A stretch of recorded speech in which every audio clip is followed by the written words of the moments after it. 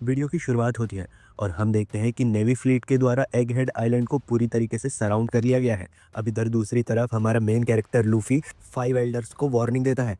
वो बताता है कि उसके पास डॉक्टर वेगा पंक है और उसने पूरे एग हेड आइलैंड का कंट्रोल अपने पास ही रखा हुआ है। अब वो फाइव एल्डर्स को वार्निंग देते हुए कहता है कि वो जल्द से जल्द अपनी शिप्स को आइलैंड से हटा ले, लेकिन हमें यह दिखाया जाता है कि वन ऑफ द एल्डर इस शिप में उनके साथ ही आया है और वो साथ में अपने लाया है 9 वाइस एडमिरल्स को और एक एडमिरल को जो होता है किजारू। अब सैटर्न अपने वाइस एडमिरल को एक कमांड देता है और वो अपनी प्रायोरिटीज को क्लियर करता है। वो अपनी पहली प्रायोरिटी बताता है योग की सेफ्टी, और योग वही है जिसने हमारी टीम को बिट्रे किया है और वो one of the Vegapunk satellite है। अब सैटर्न अपनी दूसरी प्रायोरिटी बताता है पंक रिकॉर्ड्स को, जो कि इस आइलैंड का ब्रेन भी है, तो किसी भी तरह से उन्हें उसकी रक्षा करनी है। और वो तीसरी प्रायोरिटी बताता है मदर फ्लेम, उन्हें मदर फ्लेम की रक्षा करनी है, जो कि एक पावर प्लांट है और जो बहुत सारी चीज़ों को पावर देता है, जो कि हमें आगे पता चलने वाली है। अब सैटर्न कहता है कि इन 3 चीज़ों के अलावा वो कुछ भी कॉम्प्रोमाइज़ करने के लिए रेडी है और उसे इन 3 चीज़ों के अलावा और किसी चीज़ से फ़र्क भी नहीं पड़ता है, जो सुन के वाइस एडमिरल थोड़ा सा शॉक हो जाता है। अब यहाँ दूसरी तरफ किजारू एगहेड आइलैंड में घुस चुका है, लेकिन उसका सामना होता है सेंटो मारू से। वो सेंटो मारू पर अटैक करता है, लेकिन हमें ये बताया जाता है कि सेंटो मारू का डिफेंस दुनिया में सबसे ज़्यादा स्ट्रॉन्ग डिफेंस है। तो क्या सेंटो मारू अपने अंकल के सामने जीत पाएगा? चलिए आगे देखते हैं। लेकिन वीडियो स्टार्ट करने से पहले मैं आपसे पूछना चाहता हूँ कि आप इस चैनल पर वन पीस एनिमे को देखना चाहते हैं? अगर हाँ तो यस करके टाइप कर देना, मैं आपके लिए पूरी सीरीज चालू कर दूंगा। तो चलिए वीडियो को शुरू करते हैं। अब यहाँ किजारू और सेंटोमारू की काफी खतरनाक फाइट चल रही होती है और किजारू सेंटोमारू से कहता है कि तुम पहले जैसे ही काफी ज्यादा खतरनाक हो सेंटोमारू। सेंटोमारू कहता है मैं आपको इससे आगे नहीं बढ़ने दूंगा और उसे काफी अच्छे से टक्कर दे रहा होता है। अब यहाँ ये वाइस एडमिरल घोषणा कर देता है कि किजारू लैंड हो चुका है। अब ये बात सुन के सारे 9 के 9 वाइस एडमिरल्स अब तैयार हो जाते हैं। अब वो भी इस आइलैंड पर लैंड करने वाले हैं, लेकिन एक प्रॉब्लम है, उनका इस आइलैंड पर सामना करने वाले हैं पैसिफिस्टास। ये पैसिफिस्टास अब रेडी हो जाते हैं लेजर शूट करने के लिए, लेकिन उनके लेजर शूट करने से पहले ही उन पर अटैक हो जाता है। ये सपोर्ट फायर होता है उन वाइस एडमिरल्स को बचाने के लिए। अब ये वाइस एडमिरल्स बड़े ही आराम से इस आइलैंड पर लैंड हो जाते हैं, लेकिन नेवी के सामने एक और बड़ी प्रॉब्लम आ जाती है और वो होती है सी बीस्ट वेपन्स। ये सारे के सारे सी बीस्ट वेपन्स इन नेवल शिप पर अटैक कर देते हैं और काफी ब्रूटली इन सारी शिप्स को तबाह कर देते हैं। अब इसी बीच एक वाइस एडमिरल आ जाता है और इस बीस्ट पर स्टीम नकल से हमला कर देता है और इसको चूर चूर कर देता है। अब दूसरे वाइस एडमिरल भी फॉर्म में आ जाते हैं और इन पैसिफिस्टास और सी बीस्ट पर हमला करते जाते हैं और इनकी फाइट देखकर इन वाइस एडमिरल्स की पावर का अंदाजा हमें लग जाता है, ये काफी ज्यादा पावरफुल होते हैं। अब ये दोनों वाइस एडमिरल बात कर रहे होते हैं और कहते हैं कि साइबर पोल को भी इनने अंदर ही कैप्चर करके रखा हुआ है, तो उन्हें भी हमें बचाना होगा।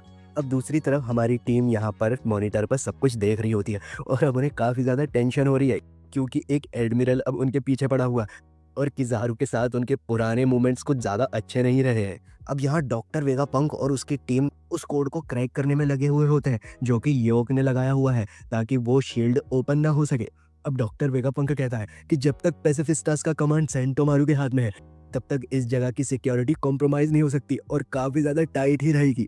तभी हमारा उsopp बोलता है कि इसलिए तो वो लोग सेंटोमारू के पीछे आए हैं और अगर सेंटोमारू हार गया तो इस सिक्योरिटी का क्या होगा। और किजारू को देखकर उनकी ऑलरेडी काफी ज्यादा फट रही थी।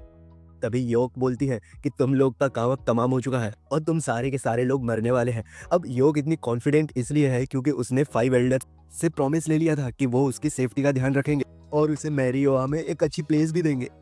अब यहाँ सेंटोमारू और किजारू की फाइट जारी है, लेकिन अब यहाँ पर वेगापंक कहता है कि मुझे दुख है कि तुम्हें किजारू से फाइट करना पड़ रहा है और अगर तुम वहां से भाग भी जाओगे तो मैं तुम्हें कभी ब्लेम नहीं करूंगा। अब यहाँ किजारू और सेंटोमारू की काफी खतरनाक क्लैश जारी है और ऑब्वियसली किजारू इस फाइट को काफी बुरी तरीके से डोमिनेट कर रहा है। इसी बीच किजारू यासकानी सेक्रेट ज्वेल से इस पर हमला कर देता है। सेंटोमारू इस लेजर से बच जाता है और वो किजारू से कहता है कि उसने और लूफी ने एक प्रॉमिस किया है और वो प्रॉमिस है इस आइलैंड को किसी भी कीमत पर बचाना। किजारू कहता है कि तुमने एक पायरेट के साथ में हाथ मिला लिया। ये कहता है कि कोई भी एलाई चलेगा क्योंकि मुझे इस प्लेस को किसी भी कीमत पर बचाना है। ये बोलते हुए सेंटोमारू किजारू को बीच में से काट देता है, लेकिन किजारू पे इसका कोई भी असर नहीं होता क्योंकि वो अपने आप को एक लाइट में बदल लेता है। अब हमें एक फ्लैशबैक दिखाया जाता है जहाँ पर किजारू और डॉक्टर वेगापंक किसी जंगल में होते हैं और वो लोग बात कर रहे होते हैं कि इस जंगल में भालुओं का काफ़ी ज़्यादा खतरा हो चुका है, तो नेवी ने हमें ऑर्डर दिया है कि हमें उन भालुओं को ठिकाने लगाना है। लेकिन जैसे ही वो जंगल में पहुंचते हैं, सारे के सारे भालू घायल होते हैं और उन्हें मारने वाला एक बंदा होता है जो कि एक छोटा बच्चा होता है और वो बच्चा सेंटोमारू ही होता है। अब किज़ारू उससे पूछता है कि इन सारे भालुओं को तुमने ही मारा है क्या? सेंटोमारू बोलता है कि हाँ, मैंने ही मारा है। किज़ारू पूछता है कि तुम कहाँ से आए हो?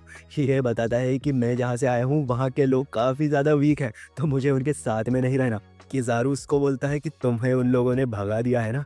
ये बोलता है हाँ। अब सेंटोमारू कहता है कि वो काफ़ी ज़्यादा स्ट्रॉन्ग है और उसको कभी भूख भी नहीं लगती और वो सिर्फ़ और सिर्फ़ काम करना चाहता है और उसे कुछ पैसों की भी ज़रूरत है। वेगापंक उससे पूछता है कि तुम्हें ऐसी कोई चीज़ बाई करनी है क्या? सेंटोमारू चिल्लाते हुए कहता है कि उसे राइस बॉल्स खरीदनी है, जो सुनकर सारे के सारे नेवी वाले हंसने लग जाते हैं। अब डॉक्टर वेगापंक उसे एक जॉब ऑफर करता है, वो भी उसके बॉडीगार्ड की। सेंटोमारू ये जॉब के लिए हाँ बोल देता है। अब हमें यह दिखाया जाता है कि सेंटोमारू किज़ारू को अंकल अंकल कहकर उसके पीछे भागता रहता है और उससे कहता है कि मुझे सिखाओ, मैं कैसे डॉक्टर वेगापंक का बॉडीगार्ड बन सकता हूँ, उनकी जान में कैसे बचा सकता हूँ। अब कहानी वापस प्रेजेंट में आ जाती है। किज़ारू कहता है कि मैंने तुम्हें काफ़ी अच्छे से सिखाया है सेंटोमारू।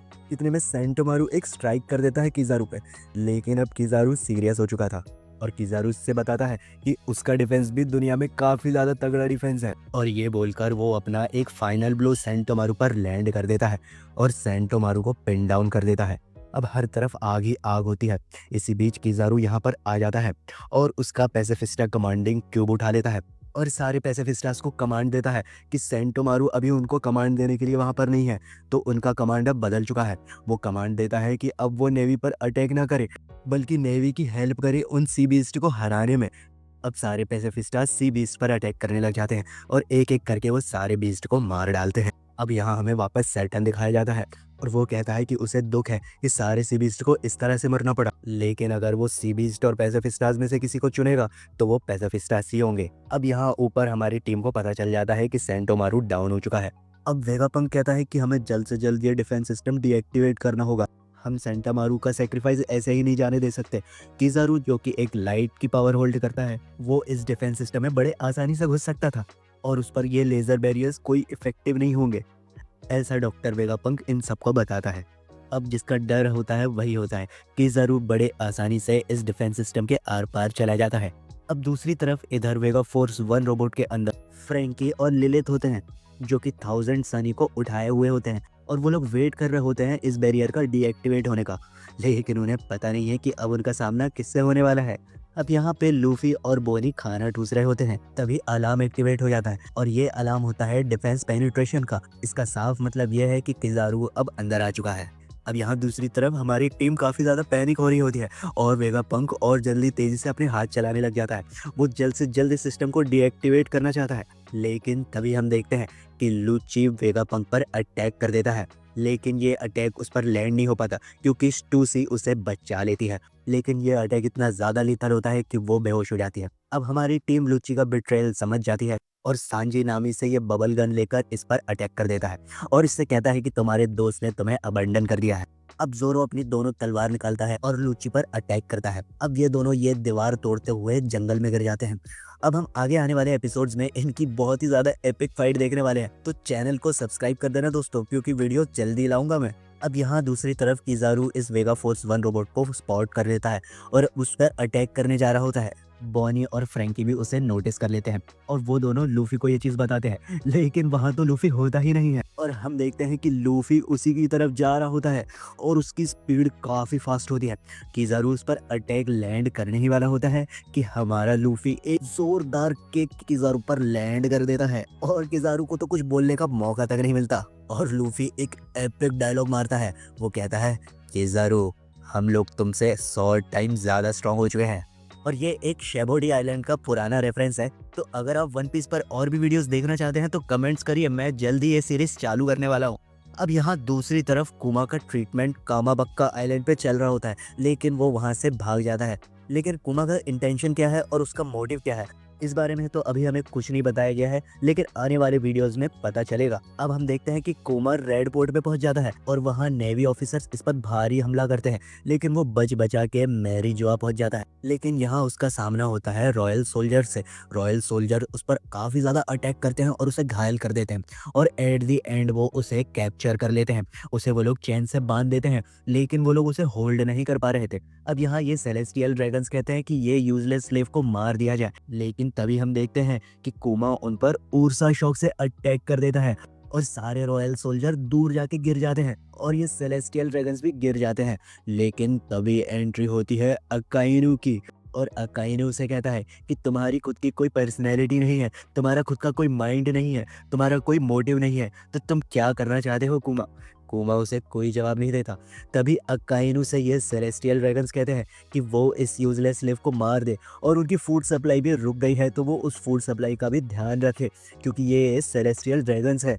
अकाइनू इस बात पे ज़्यादा गौर नहीं करता, लेकिन वो कुमा पर अपना लीथल अटैक हेल हाउंड कर देता है, जिससे कुमा की एक आंख जल जाती है। लेकिन कुमा इस अटैक को सह लेता है और वहां से भागने लग जाता है। अकाइनू पीछे से उस पर कंटिन्यूअसली अटैक करता रहता है और कुमा इसको डॉज करते हुए आगे बढ़ता रहता है, लेकिन एक अटैक उसके पैर पर लैंड हो जाता है और कुमा वापस से इंजर्ड हो जाता है। लेकिन वो रुकता नहीं और वो अपनी टेलीपोर्टेशन की टेक्निक यूज करके वहां से भाग जाता है। अकाइनू कंफ्यूज्ड है, वो सोचता है कि इसकी तो कोई विल ही नहीं है, तो ये क्या करना चाहता है। तभी हमें एक फ्लैशबैक दिखाया जाता है जहां पर अकाइनू ने कुछ साल पहले बॉनी को कैप्चर कर लिया था। वो अभी भी अपने पापा कुमा को ढूंढ रही थी। अकाइनू से कहता है कि उसका पापा अब नहीं रहा, कुमा ने अपनी बॉडी को पूरी तरीके से उनके एक्सपेरिमेंट के पर्पस के लिए डोनेट कर दिया है, अब उसकी खुद की कोई विल नहीं रही। लेकिन बॉनी ये मानने के लिए रेडी ही नहीं होती, वो मानती ही नहीं है कि अब उसका कुमा पापा नहीं रहा। अकाइनू बॉनी से कहता है कि तुम जितना चाहे भौंक लो, लेकिन तुम इस बात को नहीं झुठला सकती। वो कहता है कि उसने खुद वॉलंटियर किया है एक वेपन बनने के लिए, और नेवी उसका जैसा चाहे वैसा यूज कर सकती है। लेकिन बॉनी मानती ही नहीं। वो कहती है कि मेरे पापा मुझे ऐसा छोड़ ही नहीं सकते, और उनकी कोई विल नहीं है, ऐसा कभी हो ही नहीं सकता। अब हम वापस से प्रेजेंट में आ जाते हैं और हम देखते हैं अकाइनो कुमा को जाने देता है। अब यहाँ दूसरी तरफ नेवी और पैसिफिक स्टार्स मिलके इन सी बीस्ट को पूरी तरीके से खत्म कर देते हैं। अब नेवी के सोल्जर्स भी एगहेड आइलैंड पे लैंड कर चुके हैं। अब यहाँ किजारू और लूफी की खतरनाक क्लैश जारी है, और यहाँ हम देखते हैं कि लूफी ट्रांसफॉर्म हो चुका है अपने गियर में, जो कि होता है स्नेक मैन, और वो कंटिन्यूअसली अपने अटैक जारी रखता है किजारू पे। लेकिन हम देखते हैं कि किजारू पर इसका कोई ज्यादा फर्क नहीं पड़ रहा होता है, लेकिन वो ये चीज समझ जाता है कि लूफी अब पहले से काफी ज्यादा स्ट्रांग हो चुका है, क्योंकि उसने एक एम्परर को हराया है। अब लूफी ब्लैक माम्बा से इस पर अटैक करता है, जो कि अटैक लैंड हो जाता है, और इस बार तो किजारू थोड़ा बहुत डैमेज तो लेता ही है। अब किजारू लूफी से पूछता है कि तुम वेगापंक को क्यों बचाना चाहते हो, लेकिन लूफी उससे ही उल्टा सवाल करता है कि तुम वेगापंक को क्यों मारना चाहते हो। तो किजारू से बताता है कि चाहता तो वो भी उसे मारना नहीं है, लेकिन वो नेवी का एक पपेट है और उसने ज़्यादा टाइम स्पेंड किया है वेगापंक के साथ में, लेकिन वो सिर्फ अपने ऑर्डर्स फॉलो कर रहा है और उस ऑर्डर के चलते उसे मारना ही होगा।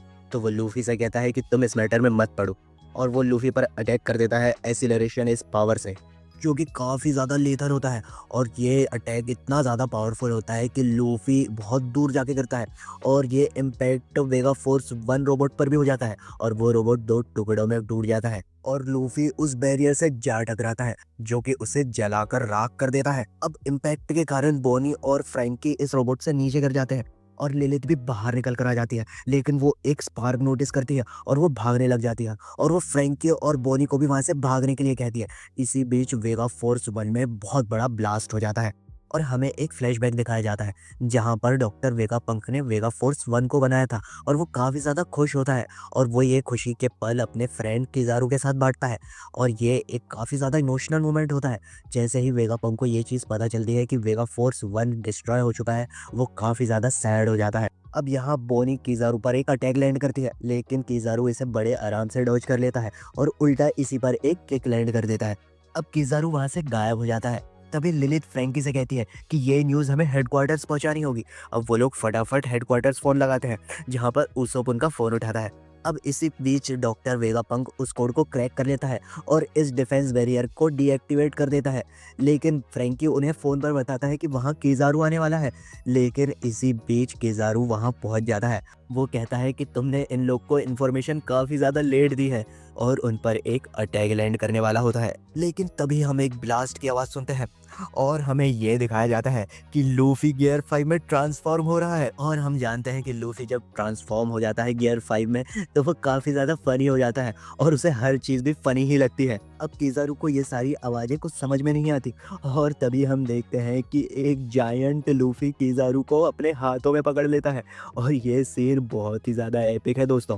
लेकिन हम इसी बीच देखते हैं कि ये एंशिएंट जायंट रोबोट की आंखें चालू हो जाती हैं, और ये एक्टिवेट हो जाता है, और ये एपिसोड यहाँ पर ख़त्म हो जाता है। तो दोस्तों आप लोग कमेंट करके बताओ कि आगे क्या होने वाला है और इस रोबोट का और लूफी का क्या कनेक्शन है। अब नेक्स्ट वीडियो में काफ़ी एपिक फाइट हम लोग देखने वाले हैं किज़ारू और लूफी के बीच में।